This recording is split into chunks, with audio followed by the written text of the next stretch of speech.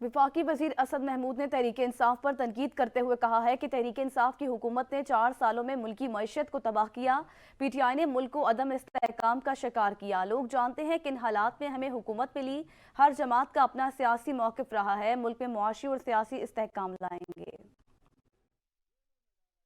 اتنا سہولت دینے کے باوجود بھی کہ ہر طرف سے سیاسی اکابرین کو عمران خان کی اسمبلیوں سے باہر رکھا گیا، لیکن اس کے باوجود بھی کہ لوگوں کو جیلوں میں ڈالا گیا، لوگوں کو نااہل کرایا گیا، لیکن اس کے باوجود بھی یہ اتنا نااہل وزیر اعظم پاکستان کا گزرا کہ پاکستان کی تاریخ میں شاید اس کی مثال نہ ملے۔ ہمارا عزم ہے کہ ہم نے اس ملک کو انگریز کی غلامی سے آزاد کیا تھا، انشاءاللہ اس ملک کے اندر سیاسی استحکام بھی ہم لائیں گے اور معاشی استحکام بھی ہم لائیں گے۔